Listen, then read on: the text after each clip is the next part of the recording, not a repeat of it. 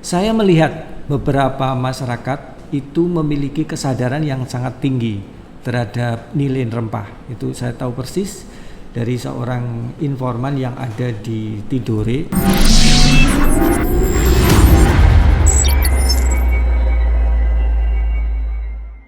Terima kasih para roller semuanya. Kali ini kita bertemu kembali pada History Roll Action episode kelima program Baca Cerita Sejarah. Sore ini kita ditemani oleh Pak Dr. Margana MA dari Universitas Gadjah Mada bersama tim yang sedang melakukan penelitian. Kali ini penelitian beliau tentang Indonesia Timur.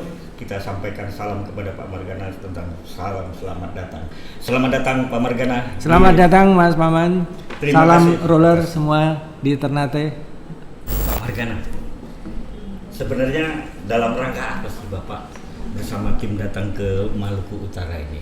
Kok sedemikian teganya jauh-jauh dari Jogja menuju ke Ternate Tidore, yang tentunya juga sangat dimungkinkan ini menjadi perspektif baru juga bagi kami. Ya, terima kasih Pak Maman.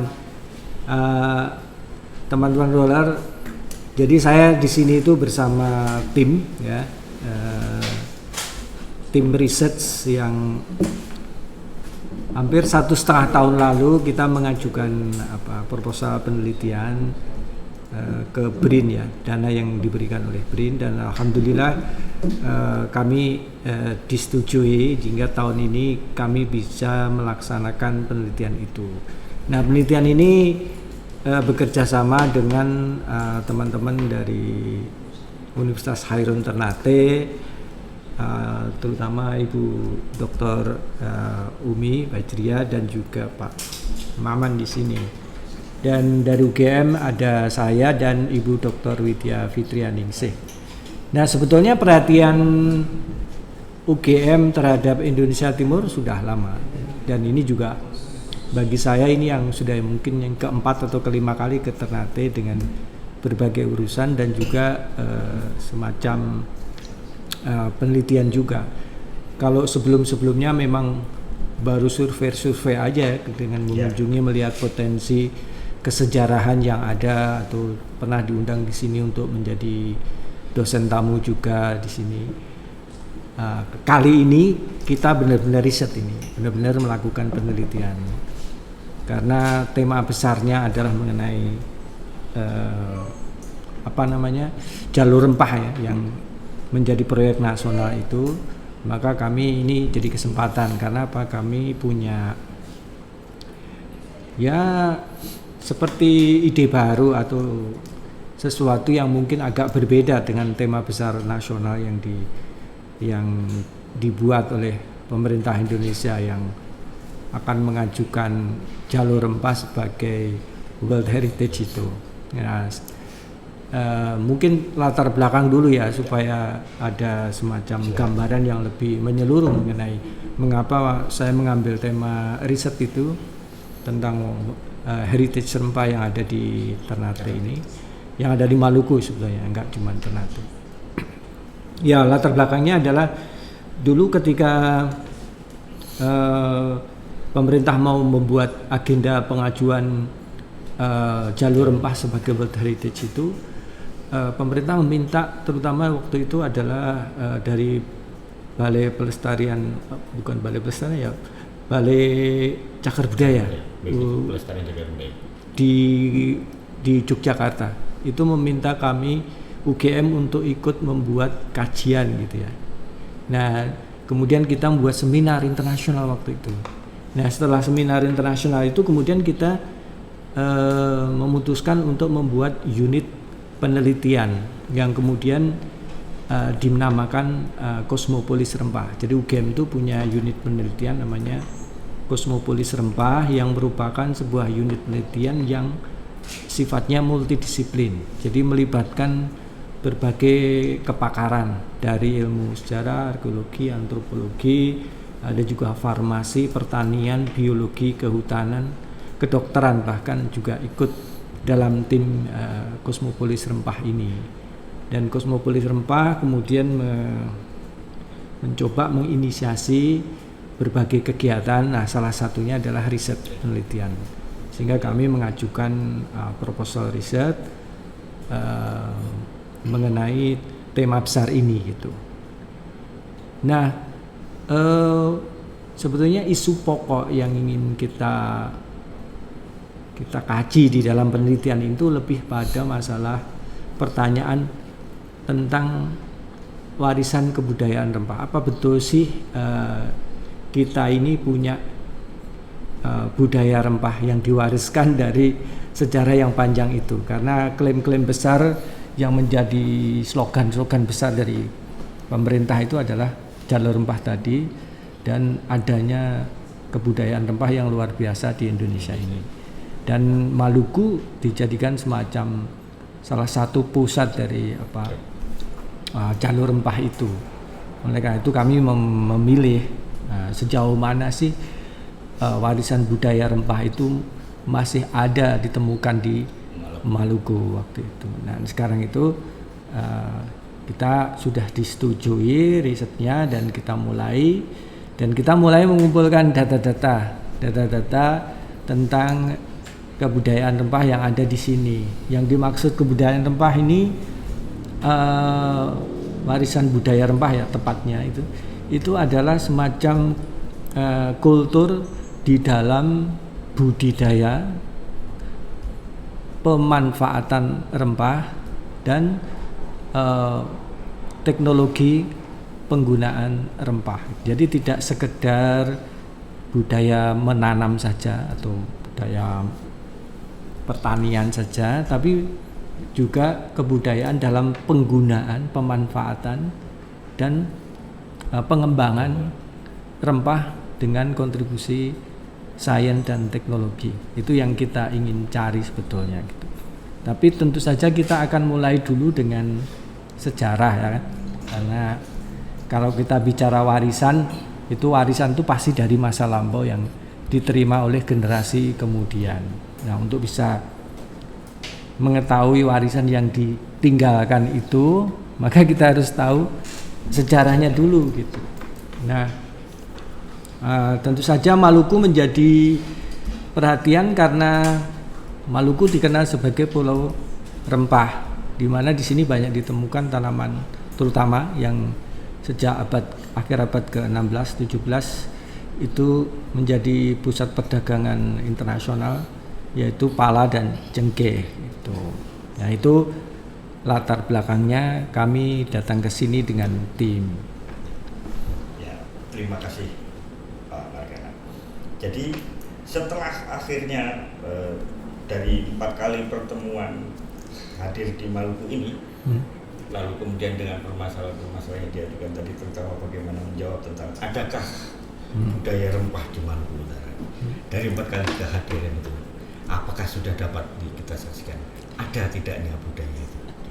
Ya, jadi ini sudah hari yang keempat kami ada di sini, dan selama 4 hari ini kita sudah melakukan pengumpulan data dan juga melakukan bersurvei dan wawancara dengan berbagai narasumber yang ada. Sasaran pertama itu adalah dalam riset ini adalah mengidentifikasi jejak-jejak heritage yang tangible dulu, seperti keberadaan benteng-benteng, kebun-kebun cengkeh, kebun-kebun pala yang ada di sini, dan juga yang intangible. Intangible adalah berbagai kegiatan, ingatan, memori, apa saja seni budaya yang berkaitan dengan rempah. Kebetulan pas kita datang itu ada festival kora-kora. Nah, tentu saja di bayangan kita yang biasa memahami tentang sejarah Indonesia, terutama sejarah Indonesia Timur di Maluku ini, kita mengenal kora-kora sebagai sebuah perahu tradisional yang dulu pernah menjadi bunganya sejarah Maluku. Karena apa? Karena perannya yang sangat besar, pertama sebagai pengangkut pasukan yang untuk mengusir penjajah Portugis, dan juga sebagai alat transportasi di dalam peristiwa Hongitoh itu yang sangat terkenal itu. Nah, kemudian saya tertarik dengan festival itu, walaupun pada awalnya kita ingin sampai langsung mau ke Tidore, kita batalkan, kita putuskan untuk melihat dulu festival kora-kora itu seperti apa. dari sisi intangible sudah didapatkan tentang bagaimana warisan budaya rempah itu terdeposit pada ingatan-ingatan masyarakat saat ini. Lalu bagaimana warisan-warisan budaya yang tangible yang saat ini masih terdapat meski utuh maupun dalam bentuk yang ruin seperti itu, juga mengena ataupun menjadi satu ingatan kolektif di masyarakat tentang keberadaannya, Pak, yang Bapak saksikan. Ya, baik Pak Maman.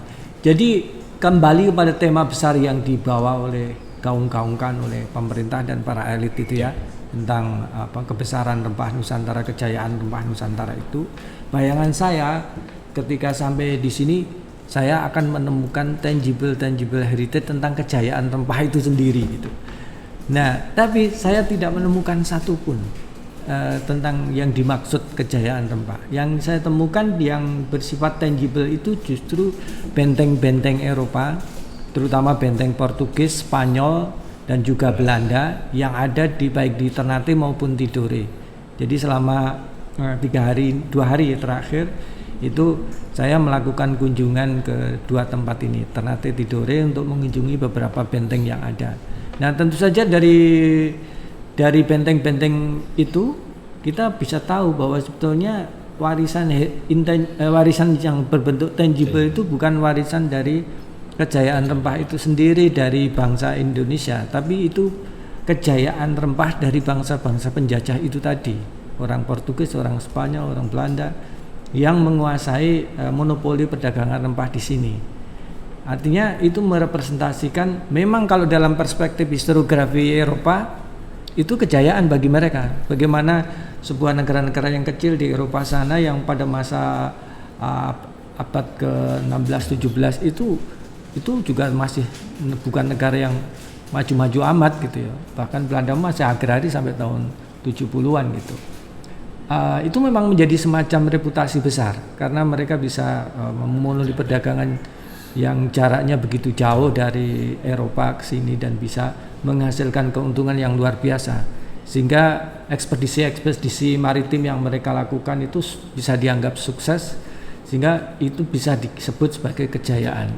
Artinya apa? Tangible heritage yang berupa benteng-benteng pertahanan untuk saling menaklukkan, saling melawan, saling membunuh lawan-lawan mereka, dan dalam hal ini adalah terutama raja-raja Ternate Tidore yang membangkang, tidak mau bekerja sama dan sebagainya.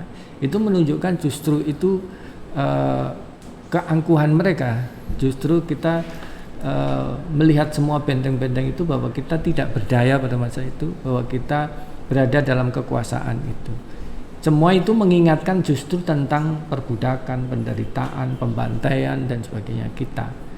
Jadi di bawah bayang-bayang kejayaan rempah-rempah Eropa itu, jadi saya bisa katakan itu kejayaannya Eropa daripada Nusantara, itu kita adalah orang-orang menjadi victim, orang-orang menjadi korban dari eksploitasi perdagangan itu. Hal lain dari pengamatan kita tentang tangible adalah tidak ada salahnya kita merawat itu semua, karena bagaimanapun kita sebagai bangsa yang dijajah perlu bukti kekejaman penjajahan itu perlu ada, dan benteng-benteng yang tadi kita temukan itu yang milik orang itu bukti nyata. Bagaimana realita yang terjadi pada masyarakat rempahnya sendiri, terutama bagaimana sebenarnya apa yang dirasakan oleh para petani-petani rempah dengan program tersebut, kemudian dengan aktivitas-aktivitas festival mungkin ataupun aktivitas kegiatan maupun program-program kerja yang bersentuhan dengan rempah. Adakah itu juga terasa oleh para petani rempah yang Bapak temui di lapangan selama ini? Ya, baik. Jadi memang salah satu data yang ingin kita cari untuk membuktikan spekulasi awal atau hipotesa awal kita ketika kita mulai penelitian itu adalah mengenai warisan intangible budaya rempah yang tumbuh di kalangan para petani rempah seperti petani cengkeh dan pala terutama di sini. Sehingga kami juga mendatangi kebun-kebun cengkeh dan pala dan juga mewawancarai para petani itu untuk menanyakan berbagai hal yang berkaitan dengan mereka. Saya melihat beberapa masyarakat itu memiliki kesadaran yang sangat tinggi terhadap nilai rempah. Itu saya tahu persis dari seorang informan yang ada di Tidore, yang Pak Ipin panggilannya itu. Beliau itu memiliki semacam kesadaran yang sangat tinggi mengenai nilai rempah, bahkan bekerja sama dengan istrinya, bekerja sama untuk membuat semacam untuk sanua ya istilahnya, untuk istilahnya perawatan tubuh ya, yang dengan menggunakan sauna dengan merawat tubuh dengan menggunakan bahan baku rempah itu ya. Nah, di situ saya melihat ini kesadaran yang tinggi bahwa rempah memiliki fungsi tertentu. Beliau juga menyebutkan bahwa masih menggunakan rempah itu untuk obat-obatan tertentu. Kalau mengalami penyakit tertentu, dia obati dengan rempah itu dari warisan turun-temurun dari keluarganya. Di satu sisi ada kesadaran yang sangat besar sih. Tetapi di sisi lain saya juga menemukan sesuatu yang sangat statik. Sangat statik itu dalam arti bahwa bagaimana sebenarnya adakah peningkatan pengetahuan di dalam budidaya rempah, dari menanam sampai memanen, merawat rempah itu sendiri, atau adanya kemungkinan membuat produk-produk olahan dari bahan rempah itu. Saya tidak melihat itu. Dari dulu zaman nenek moyang, dari apa yang kita baca di literatur dari masa-masa VOC, tidak ada perubahan dalam hal pemeliharaan rempah itu. Dari budidaya sampai panen sama saja, tidak ada perkembangan baru. Yang kedua, bahkan kalau dulu itu di Ternate, di Banda itu ada perken yang perusahaan-perusahaan yang mengorganize jadi budidaya rempah ini.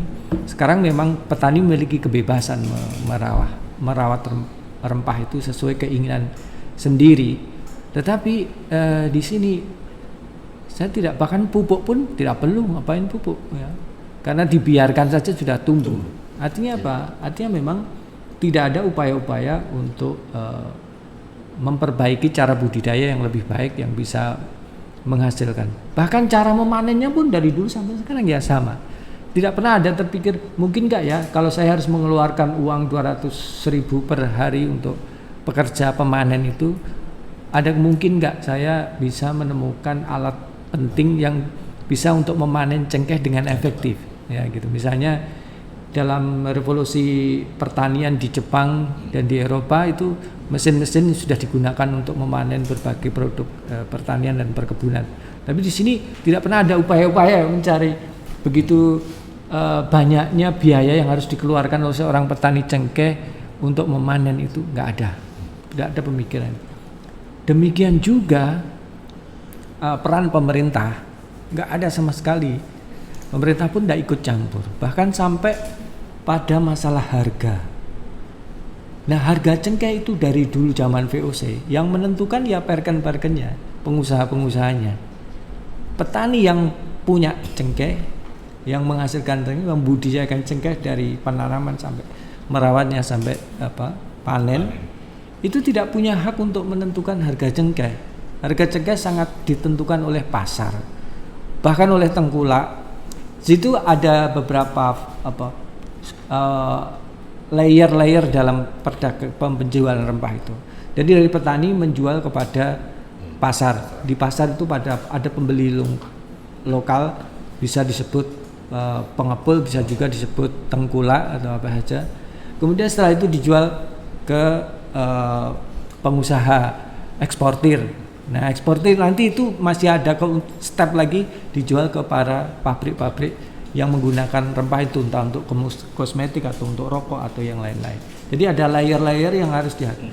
Dan setiap layer itu ada keuntungan. Nah, tentu saja yang layer paling bawah adalah petani yang tidak bisa menentukan harga cengkeh.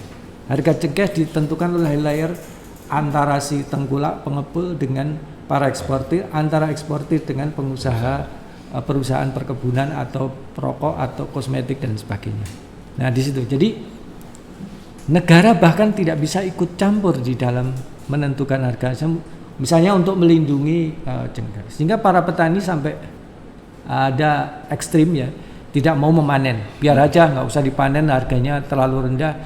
Kalau saya harus panen harus membayar uang 200.000 per orang untuk 20 orang yang memanen, sekian juta. Nanti kalau saya jual per kilo hanya 80 sampai 90.000, itu tidak cukup untuk membayar para pemanen, sehingga ya udah tidak usah saya panen. Nah gitu. Jadi hal-hal yang ekstrim yang itu ketidakberdayaan petani karena tidak bisa menentukan harga cengkeh dan menutup modal untuk pemanen cengkeh itu sendiri gitu. Nah itu absennya negara di dalam menentukan harga cengkeh itu menunjukkan ketidakpedulian negara terhadap nasib petani cengkeh. Pada saat yang sama mereka membuat jargon-jargon, Ternate kota rempah gitu, atau Tidore titik nol rempah, atau misalnya Halmahera pusat rempah misalnya seperti itu. Dan pemerintah pusat membuat jalur rempah, kejayaan rempah Nusantara dan sebagainya. Jadi mereka membuat jargon-jargon besar, sementara mereka tidak pernah mau tahu apa yang terjadi di level petani. Sehingga yang saya katakan itu semua hanyalah seperti khayalan kaum elit ya, tentang jargon-jargon besar tadi, jalur rempah, UNESCO statusnya dan sebagainya. Itu adalah jargon-jargon khayalan kaum elit untuk mendapatkan sesuatu yang simbolik tapi tidak mendasarkan pada kenyataan-kenyataan historis yang ada. Itu bukan hanya pernyataan saya, karena itu saya dapat dari para petani yang saya wawancarai yang mengatakan, apa itu jalur rempah, harga cengkeh aja dari dulu zaman Portugis sampai sekarang nggak pernah lebih baik gitu. Nah itu ironi yang kita temukan di lapangan ya, mengenai ini.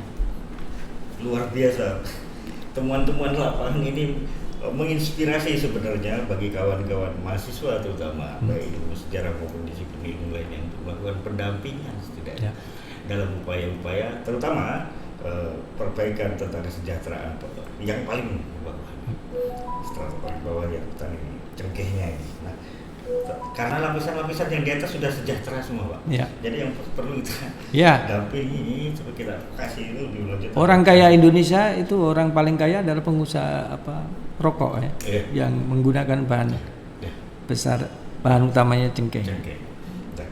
Nah, setidaknya hal ini juga mengindikasikan ada peluang kita, inspirasi untuk berkolaborasi bagaimana sebenarnya memberdayakan kita semuanya, diri kita mendampingi bersama dengan para petani-petani tadi untuk bisa saling memberdayakan. Ya. Setidaknya nanti ke depannya juga mereka tidak lagi pada posisi yang ada paling bawah, setidaknya ke depan mereka juga akan bisa berdaya sendiri, sehingga konsep pendampingan ini apakah juga sempat menjadi agenda di dalam perjalanan Bapak ini? Saya kira itu yang seharusnya bisa kita lakukan, atau rekomendasi yang perlu dilakukan untuk dari hasil dari penelitian ini. Cuman untuk bisa memberikan rekomendasi yang tepat, kita harus betul-betul mengumpulkan dulu data yang lebih komplit lagi, agar rekomendasi kita pun tidak terlalu angan-angan juga, terlalu angan-angan dan sulit dijangkau, tidak terlalu melihat kenyataan para petani. Menurut saya hal pertama yang perlu diberi perhatian dari survei awal ini ya, itu adalah bagaimana petani memiliki hak untuk bisa menentukan harga. Artinya apa? Pendampingan dalam dari sisi peraturan perundangan atau dari sisi hukum gitu ya. Ahli-ahli hukum ekonomi harus ikut terjun untuk meneliti bagaimana agar para petani itu turut serta dalam menentukan harga. Hampir semua produk di Indonesia ini, orang mau jualan baju, orang mau jualan furniture atau apa saja, itu bisa menentukan harganya. Buah-buah yang lain bisa, durian atau mangga, petani yang menentukan harganya. Tapi sampai pada giliran cengkeh, petani nggak bisa menentukan harganya. Itu kan aneh gitu ya. Kenapa kok sampai bisa begitu? Kenapa monopoli pasar cengkeh ini begitu dominan? Kita masih ingat BPPC dulu yang ingin memonopoli juga, yang menentukan, satu-satunya lembaga yang ditunjuk menentukan harga cengkeh nasional pada masa itu. Itu sudah hilang, tapi sekarang lebih parah lagi karena apa? Ini tidak terorganisir, dibiarkan liar dalam perkembangan pasar gitu ya, liberal, pasar yang sangat bebas itu. Sehingga ini hal pertama yang perlu menjadi perhatian mengenai pendampingan. Kalau kita bicara advokasi, bicara pendampingan, saya kira mereka harus ke sana. Baru kemudian masalah teknologi pengolahan rempah itu. Misalnya cengkeh ya, cengkeh itu kan yang bisa dimanfaatkan sebenarnya tidak hanya daun bunganya ya, tapi juga bisa daun-daunnya itu bisa dimanfaatkan untuk minyak asiri dan sebagainya. Nah, kemarin di riset kita sudah menemukan ada petani-petani yang mencoba untuk mengembangkan minyak asiri, tapi ada yang mau, tapi masalahnya penyulingannya, alat-alat penyulingan itu perlu mahal dan perlu fasilitas. Tidak ada satu fasilitas yang mumpuni, yang canggih gitu, yang bisa dikuasai petani dengan mudah, yang bisa dijadikan sebagai usaha menambahkan hasil penghasilan kehidupan sehari-hari mereka dari cengkeh. Itu nggak ada, sehingga perlu pendampingan berikutnya atau rekomendasi berikutnya itu adalah mengenai bagaimana mereka bisa mendapatkan hasil yang lebih dari budidaya itu, tidak sekedar dari panenan dari cengkeh itu sendiri, tapi juga bisa diolah menjadi produk olahan yang lain mungkin. Nah, itu semua harus didukung penelitian-penelitian kan, penelitian-penelitian saintifik mengenai khasiat dari berbagai jenis rempah. Atau yang lain mungkin ada gak kemungkinan tumpang sari ya di kebun-kebun cengkeh, dan ini tuh bisa ditanami tanaman lain yang bisa untuk memperbanyak atau menambah penghasilan para petani ini. Dan yang mungkin yang paling perlu kita identifikasi itu adalah tentang penelitian itu sendiri. Kalau sebuah penelitian tentu memerlukan SDM yang kuat. Adakah di Ternate ini yang menyatakan diri sebagai pulau rempah atau titik nol rempah atau pusat rempah dan sebagainya, punya pusat penelitian rempah? Setahu saya tidak ada. Mereka hanya mengandalkan Departemen Pertanian berbuat sesuatu untuk itu. Tapi kajian penelitian ilmiah tentang rempah, pengembangan rempah, budidaya rempah, pengolahan rempah dan sebagainya, teknologi rempah dan sebagainya, nggak ada. Bagaimana kita akan mengembangkan kultur rempah kalau tidak ada riset tentang rempah pun tidak ada, sumber tentang rempah pun ada. Bahkan di Unhair ini, yang universitas yang terbesar di Maluku yang ada di Ternate ini, saya juga belum melihat ada pusat studi rempah di universitas ini. Nah, itulah yang harus dipikirkan ke depan kalau memang kita ingin berbicara mengembangkan kultur rempah dan menjadikan rempah itu jaya betul di tangan kita sendiri gitu. Bukan kejayaan palsu yang sebetulnya kita meminjam kejayaan bangsa yang justru di masa lalu itu membuat kita sengsara. Terima kasih Pak Margana. Para loro semua, satu catatan yang penting disampaikan oleh Pak Margana, jangan sekali-kali lupakan sejarah. Kurang lebih seperti itu. Karena dari sejarah kita belajar, dari sejarah kita bercermin apa yang pernah terjadi di masa lalu untuk tidak kemudian kita ulangi hal-hal yang merugikan kita sebenarnya. Nah, di sini sebenarnya bagaimana peran sejarawan yang selama ini dikatakan hanya melihat ke belakang, tapi ternyata visinya justru jauh lebih ke depan. Siapa yang pernah membayangkan tentang advokasi petani-petani cengkeh? Menurut sejarawan ini tidak menyampaikan hal itu.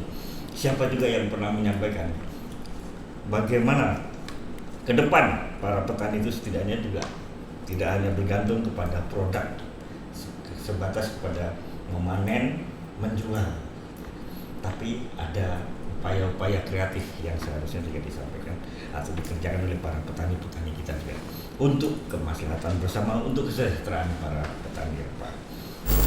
Ini pesan saya untuk teman-teman mahasiswa sejarah terutama di Universitas Hairun Ternate dan juga mungkin dosen-dosen sejarah di sini.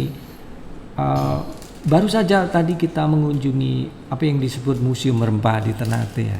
Nah di situ kita menemukan sebetulnya mungkin kritik pertama, tempat itu belum layak untuk disebut museum ya, karena hanya berisi infografis tentang sejarah rempah. Dan yang memprihatinkan lagi adalah di infografis itu ada penggambaran peta yang salah mengenai jalur rempah Nusantara, terutama dalam mengidentifikasi nama-nama kota saja salah itu. Nah artinya apa? Perlunya kita belajar sesuatu atau menghadirkan sesuatu, apalagi sejarah itu kan harus benar ya, ada infografis dalam sejarah itu harus akurat ya. Nah kalau infografis tentang sejarah itu sudah salah, maka dalam pemahaman kita masa lalu pun akan salah gitu.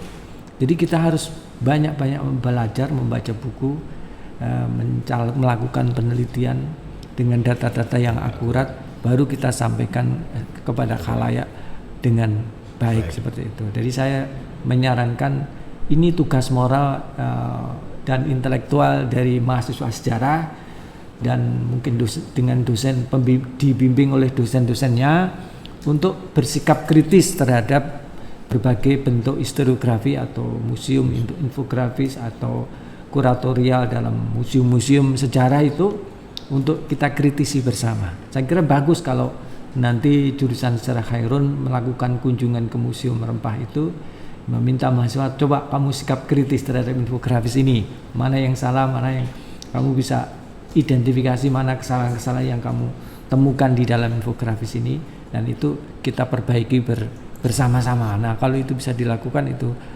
sangat baik. Jadi pesan saya, belajarlah sejarah dengan baik, literatur yang benar dan akurat dan bisa dipertanggungjawabkan, agar kita bisa membantu di dalam mempelajari sejarah yang benar gitu. Terima kasih Pak Margana dan para lurus semuanya.